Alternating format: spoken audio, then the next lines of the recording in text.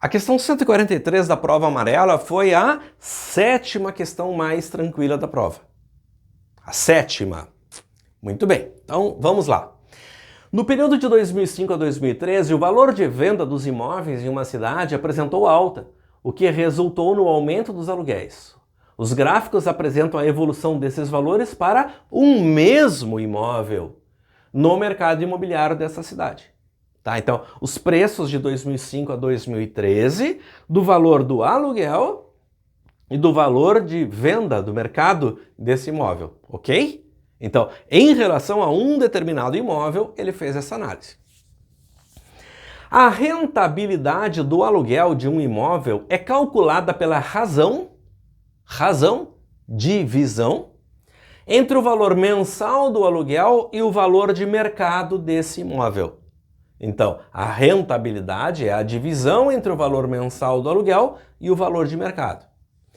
Com base nos dados fornecidos, em que ano a rentabilidade do aluguel foi maior? Em que ano a rentabilidade foi maior? Então, olha aqui, ó. Em 2005, ele estava alugado por 630 e o imóvel valia 90. 90 o quê? Milhares de reais. Então, 90 mil. 90 milhares, 90 mil reais. E aqui é aluguel em reais. Então, valia 90 mil, estava alugado por 630. Em 2007, passou para 960 o aluguel. E ele já estava valendo 120 milhares, portanto 120 mil. Em 2009, 1.350, depois 1.800, depois 3.240.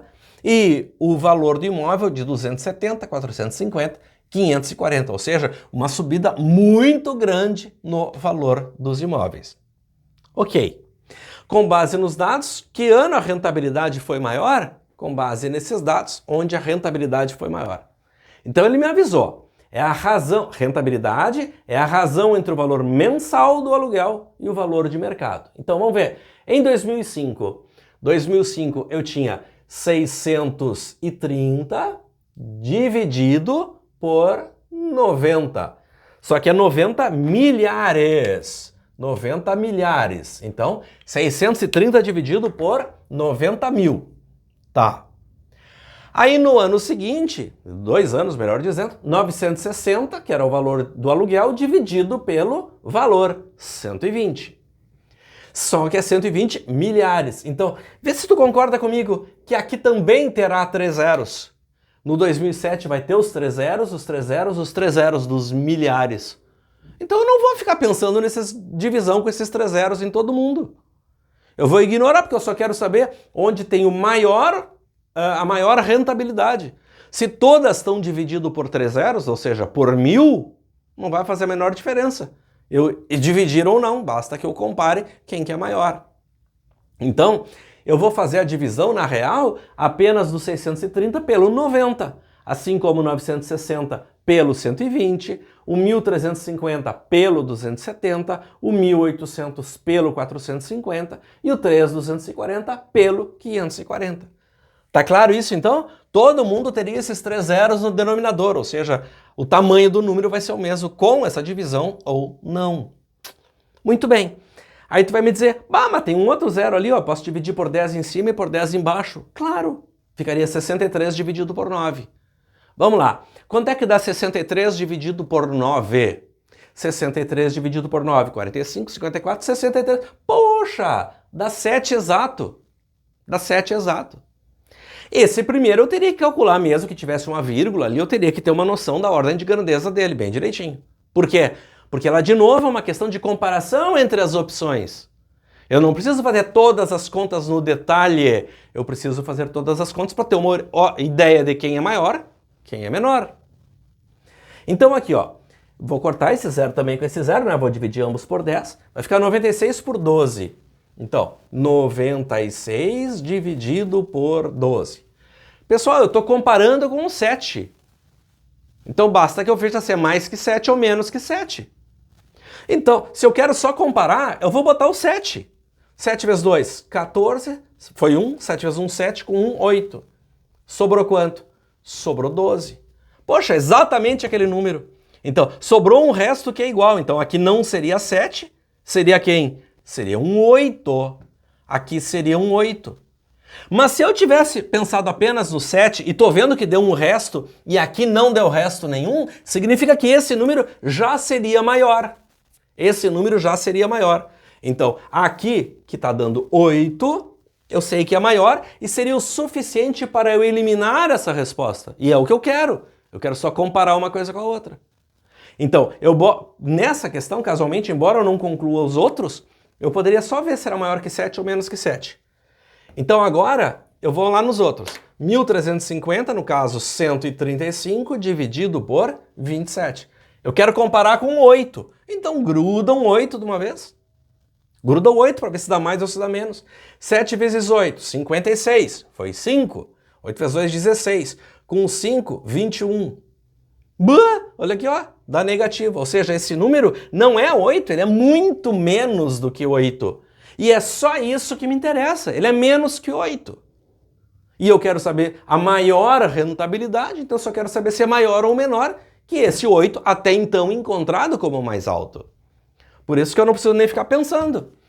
Aí vamos para o outro. 180 dividido por 45. De novo, eu vou comparar com 8. Vai dar mais que 8 ou menos que 8? Aí tu pode ver de cabeça, ou se não, 8 vezes 5, 40, foi 4. 8 vezes 4, 32, com o 4, 36. Dá para fazer? Não, não dá. Então certamente não é 8, é muito menos do que 8. Então é muito menos do que 8, não precisa nem ver exatamente qual é o número.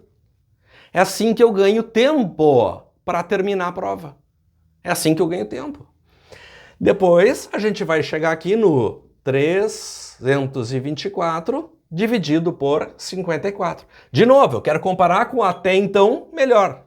8 vezes 4, 32. Foi 3. 8 vezes 5, 40. Com o 3, 43. Deu? Não. Então não é 8. Então é muito menos do que 8. Certamente a resposta 8, que seria o segundo, portanto, letra B, Brasil, a maior rentabilidade em 2007. Só não dá para fazer essa questão analisando o tamanho das barras? Se o desenho fosse digno de confiança, daria, mas ele está totalmente fora de proporção. Totalmente fora de proporção.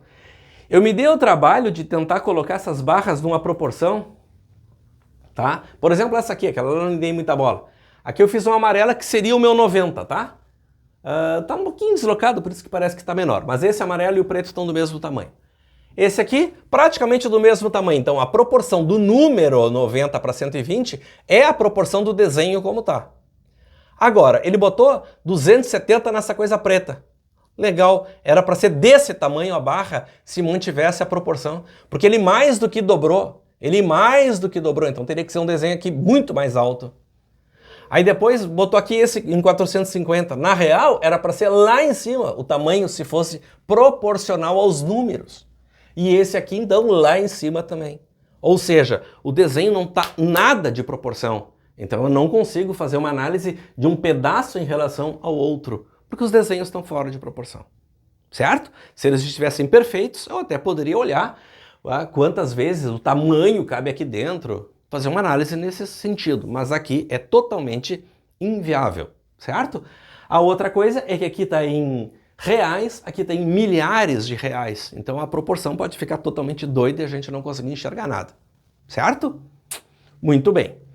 Então, esta era a sétima questão. Olha lá, 582 pontos. 582 pontos.